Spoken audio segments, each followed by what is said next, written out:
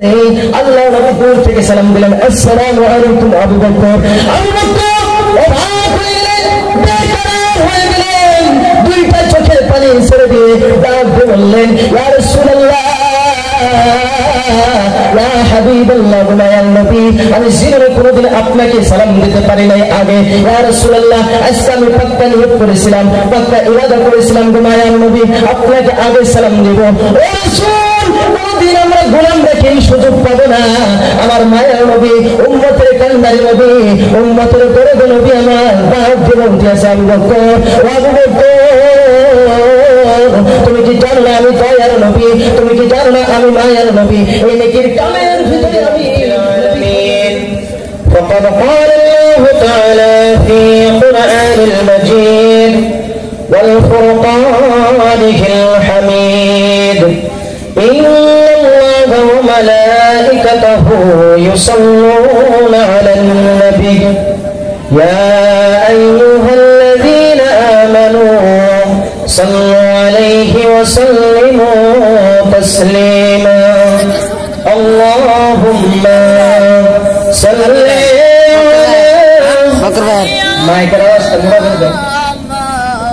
على محمد وعلى آله مولانا محمد اللهم صل على سيدنا مولانا محمد وعلى آل سيدنا مولانا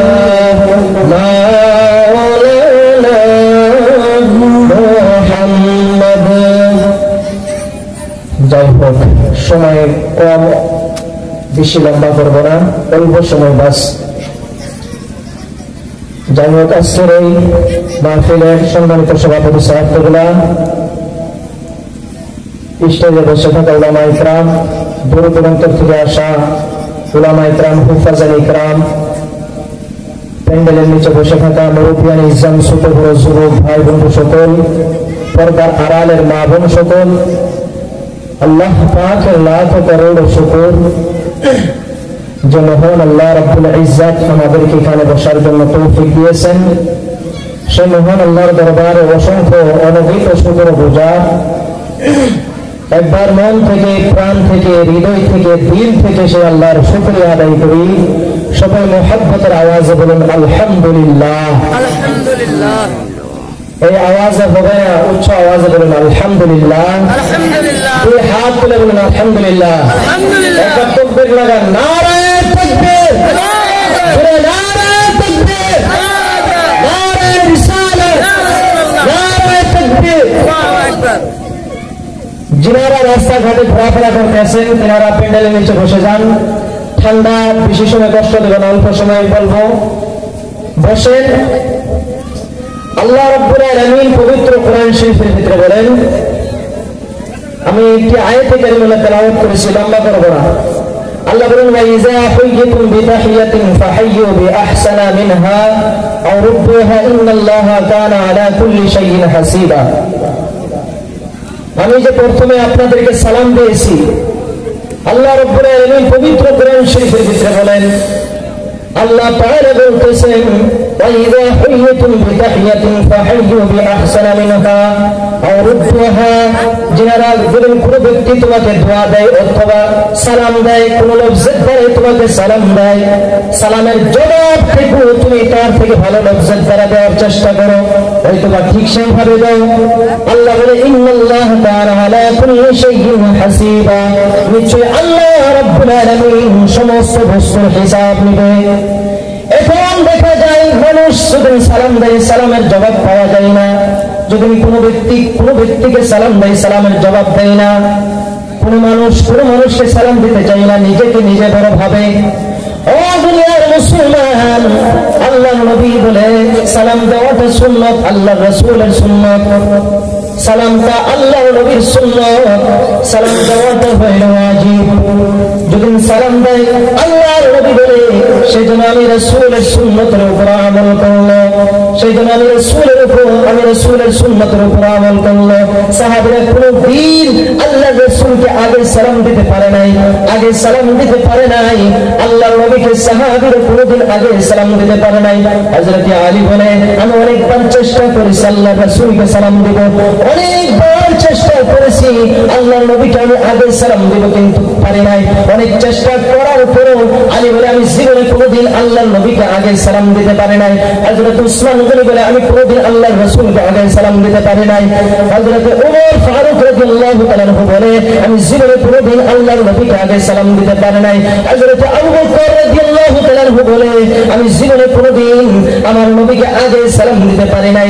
অনেক চেষ্টা করেছি, অনেক কোশিশ করেছি আল্লাহর রাসূলকে সালাম দেব, কিন্তু কোনদিন আমার নবীকে আগে সালাম দিতে পারে নাই। হযরত আবু বকর রাদিয়াল্লাহু তাআলা একদিন পাক্কা নিয়ত করেছেন, ঘর থেকে পাক্কা ইরাদা করেছেন যে আজকে আমি আগে যাব, মসজিদের ভিতরে যাই অপেক্ষা করব, আল্লাহর রাসূল যে সময় আসবে আমি আল্লাহর নবীর সম্মুখে আচানক দাঁড়াইয়া সালামটুকু জানাইব।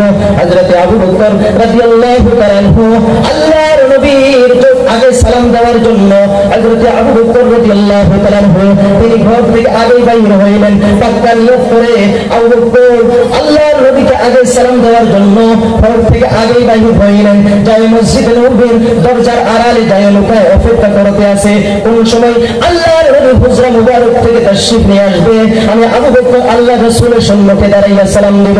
হযরত আবু বকর অপেক্ষা করতে কিছু সময় পরে দেখে আল্লাহর রাসূল হুজরা মুবারক থেকে তাশরীফ নিয়ে মসজিদের দিকে আসতে আছে। যখন কাছাকাছি এসে গেছে আল্লাহর নবী আবু বকর মনে মনে ভাবতে আছে যে এখন আচানক আল্লাহর রাসূলের সম্মুখে দাঁড়াইয়া সালামটুকু জানাই। এই কথা ভাবতেই আল্লাহর নবী দূর থেকে সালাম দিলেন, আসসালামু আলাইকুম আবু বকর।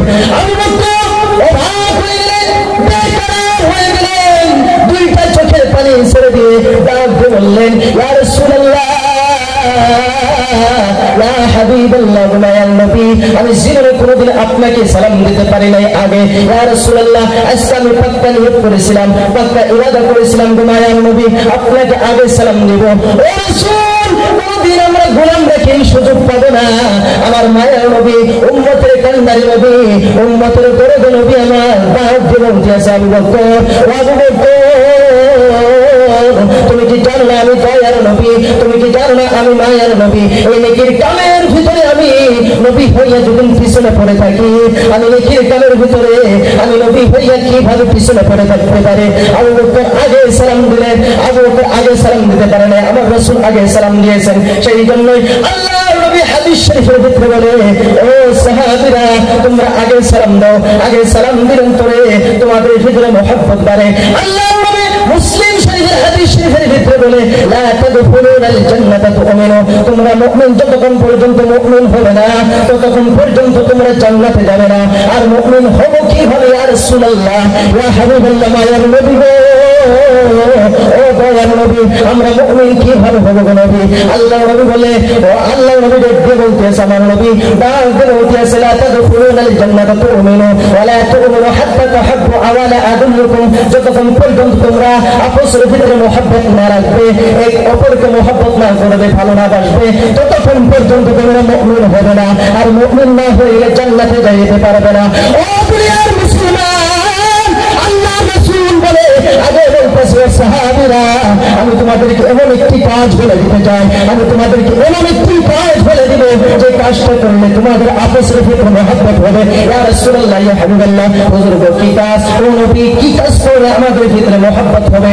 আল্লাহ নবী বলে, ও সাহাবীরা, আফশুস সালাম বাইনাকুম, তোমরা নিজের ভিতরে সালামকে জারি করে নাও, নিজের ভিতরে সালামকে প্রচার করো। একজন আরেক মুসলমানকে যদি দেখো তোমরা সালাম দিবা, সালাম দিলেন করে আল্লাহ নবী বলে তার জন্য, তার দিলের ভিতরে তোমার জন্য মহব্বত পয়দা হবে। সুবহানাল্লাহ, সুবহানাল্লাহ। আমরা সালাম দেই না, মানুষের হক মেরে খাই, মানুষকে দুঃখ দেয়, মানুষকে কষ্ট দেয়। ও দুনিয়ার মুসলমান, আপনি যদি কাউকে কষ্ট দেন, কাউকে ব্যথা দেন, যতক্ষণ পর্যন্ত বান্দা আপনাকে মাফ না করবে ততক্ষণ পর্যন্ত আমার আল্লাহ আপনাকে মাফ করবে না। আল্লাহ নবী উম্মতের দরদি নবী আমার, উম্মতের কান্ডারি নবী আমার নবীর দুনিয়া থেকে পর্দা করার আগে আমার রাসূলের শরীরটা খারাপ হয়ে গেছে। আমার নবীর শরীর মুবারকের জ্বর, প্রচন্ড জ্বর এসে গেছে আল্লাহ রাসূলের শরীরে। আল্লাহ নবী মায়ের নবী উম্মতের দরদি নবী আমার, উম্মতের কান্ডারি নবী হযরত বিলালকে ডেকে বলতেছে, ও বিলাল মদিনার অলিতে গলিতে যাও, ইলান করে দাও মসজিদে নববীতে সবাইকে এক জায়গায় হবার জন্য আহ্বান করো। হযরত বিলাল হাবশী রাদিয়াল্লাহু তাআলা মদিনার গলিয়ে ইলান করে, ও মদিনার বাসীরা তোমাদেরকে আমার রাসূল এক জায়গায় আহ্বান করেছে, এক জায়গায় জমা হইতে বলেছে। আল্লাহর নবী সাহাবী নবীজির হুকুম পাইয়া মদিনাতে ইলান করে দিলেন। মদিনার সমস্ত মদিনাবাসীরা মসজিদে নববীতে অপেক্ষা করতে আছেন। আল্লাহ দুইজন সাহাবীর সাহারা লইয়া হযরত আবু বকর হযরত ওমরের কাঁধের উপর হাত দিয়া নবী আমার মসজিদের দিকে রওনা করলেন। মসজিদে যায় দেখে অনেক মদিনাবাসীরা অপেক্ষা করতে আছে। আল্লাহ রাসূল দুজাহানের বাদশা নবী আমার উঁচু জায়গায় দাঁড়াইয়া এলান করে দিয়েছে, ও মদিনাবাসীরা তোমাদের যদি কারো আমার উপরে হক থাকে, সুবহানাল্লাহ, আল্লাহ নবী বলতেছে, কে বলতেছে? কথা কয় না, বাদ দে মানে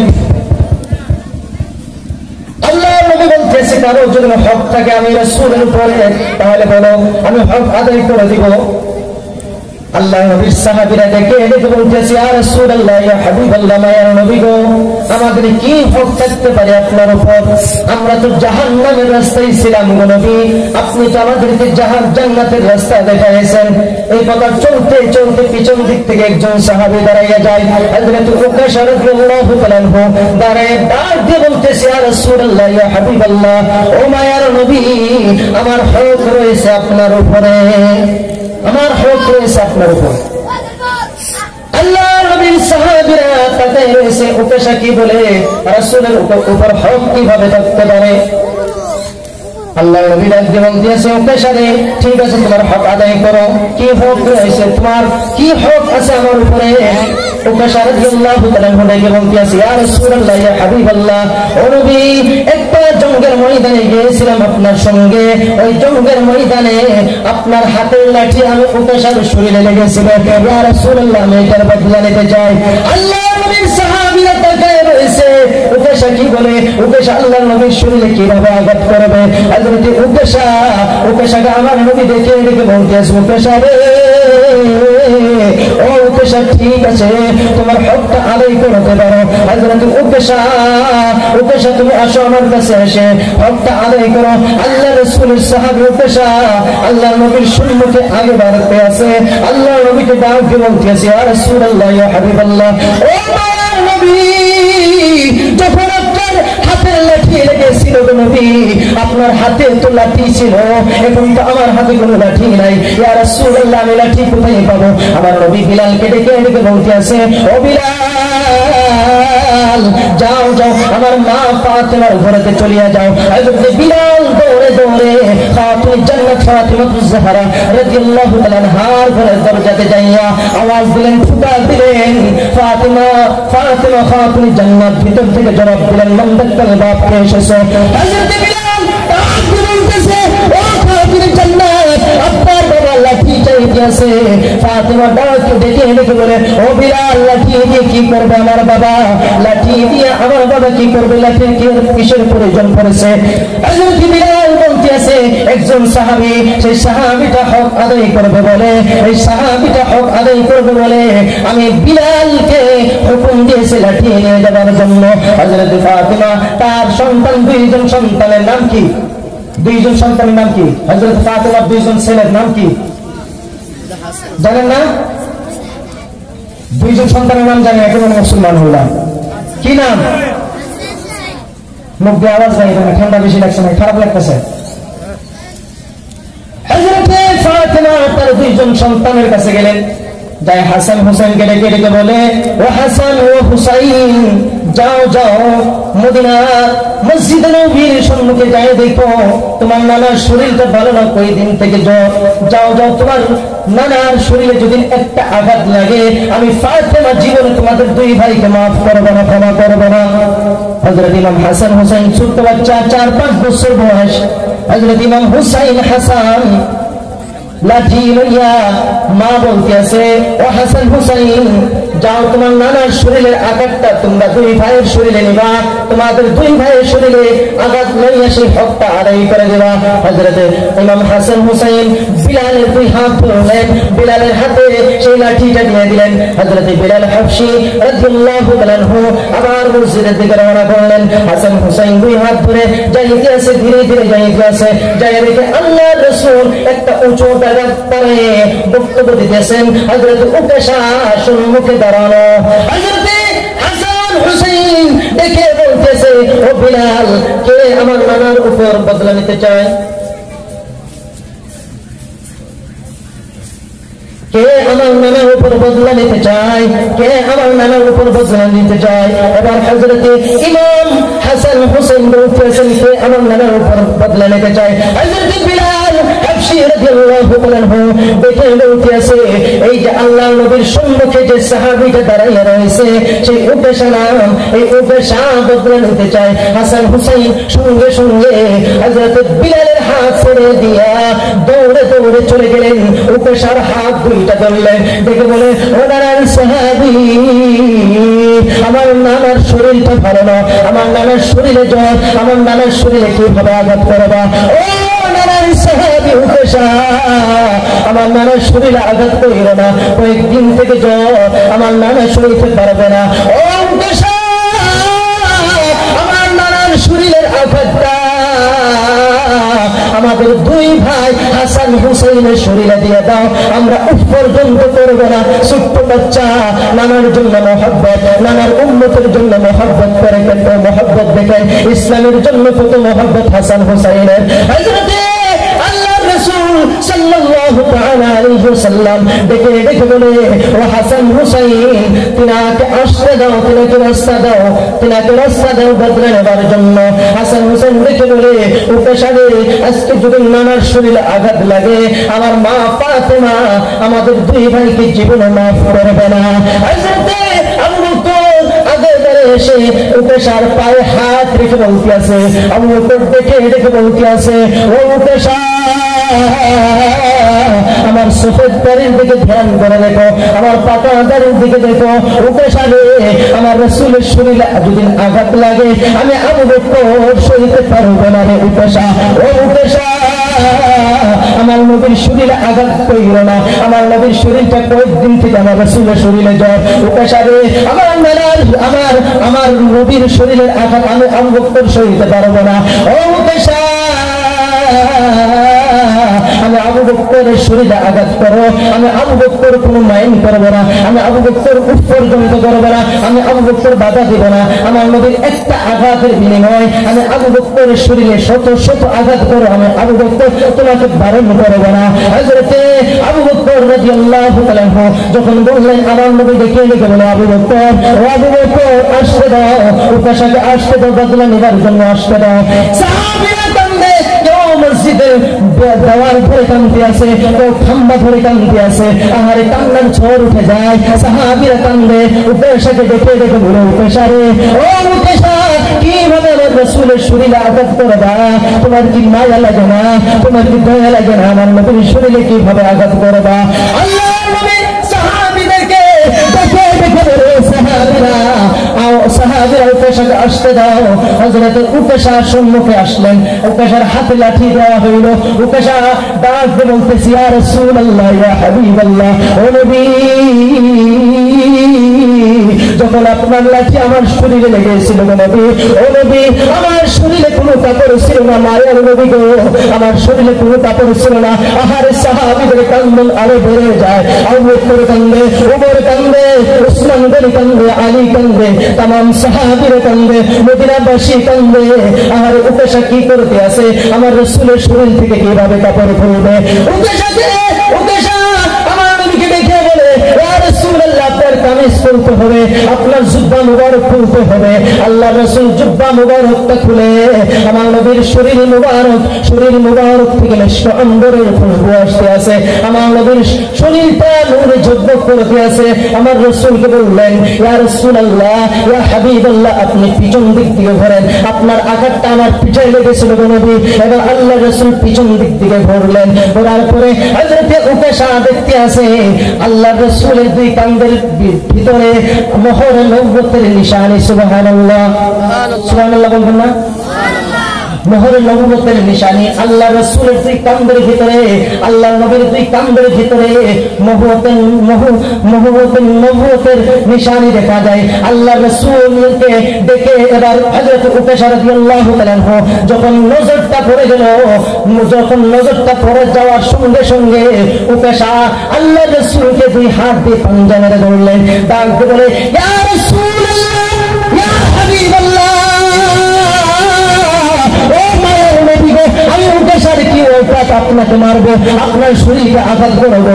আল্লাহ নবী দেখে এরকম বলে, উকাশারে আমি বুঝলাম না কি ব্যাপার। উকাশা ডাক দিয়ে বলতেছে, ইয়া রাসূলুল্লাহ, ইয়া হাবিবাল্লাহ, ও মায়ার নবী গো, আপনি বলেছিলেন যদি কোনো মানুষের শরীর আমি রাসূলের শরীরের সঙ্গে টাচ হয়ে যায়, ও নবী আপনি বলেছেন যদি কোনো ব্যক্তির শরীর আমি রাসূলের শরীরের সঙ্গে লেগে যায়, সেই শরীরটা হাশরের ময়দানে জাহান্নামের আগুন তার শরীরে লাগবে না। সুবহানাল্লাহ। আমি উকাশা মনে মনে ভেবেছিলাম, ওই দিন থেকে আমি উকাশা মনে মনে ভেবেছি কিভাবে আল্লাহ রাসূলের শরীরটা আমি উকাশার শরীরের সঙ্গে লাগাবো। ইয়া রাসূলুল্লাহ, ইয়া হাবিবাল্লাহ, মায়ার নবী গো, আমি ওই দিন থেকে ভাবতাম আমি রাসূলের শরীরের সঙ্গে আমার শরীরটা টাচ করে নিব, হাশরের ময়দানে যখন জাহান্নামের আগুন আমার শরীরে যেন না লাগে। ইয়া রাসূলুল্লাহ, সেই জন্য আমি উকাশা এইগুলো করলাম। আমার নবী সাহাবীদেরকে ডেকে ডেকে বলে, ও আমার সাহাবীরা, তোমরা যদি জান্নাতি মানুষের চেহারা দেখতে চাও, যদি কোনো জান্নাতি মানুষের চেহারা দেখতে চাও, তাহলে আমার উকাশার চেহারা দেখে নাও। সুবহানাল্লাহ। এখানে কি বুঝলাম আমরা? ওয়াজ তো হয়, কিন্তু বুঝার তো দরকার। কি বুঝলাম আমরা? কারো হক মারা যাবে না, কারোর মনে কষ্ট দেওয়া যাবে না, কাউকে গালি দেওয়া যাবে না, মানুষের সঙ্গে মুসাফা করতে হবে। যখন দুই বান্দা মুসাফা করে তার সগীরা গুনাহগুলো আল্লাহ তাআলা মাফ করে দেয়। এই যে মাদ্রাসা, এখানে যে হাফিজি মাদ্রাসাতে কোরআন শিক্ষা হয়, আল্লাহর শ্রেষ্ঠ কালাম, আল্লাহর শ্রেষ্ঠ কোরআন, আল্লাহর শ্রেষ্ঠ কিতাব কোরআন মাজিদ এখানে শিক্ষা দেওয়া হয়। শুধু শিক্ষা নয়, এখানে পুরো কোরআনটা মুখস্থ করানো হয়। তোমরা যদি হাফিজের মর্তবা জানতা, তোমরা যদি হাফিজের কোরআনের মর্তবা জানতা, তাহলে তোমরা হাফিজদেরকে গালি দিতা না, তোমরা হাফিজদেরকে মহব্বত করতা, তোমরা হাফিজদেরকে ভালোবাসতা, তোমরা হাফিজি মাদ্রাসাকে ভালোবাসতা।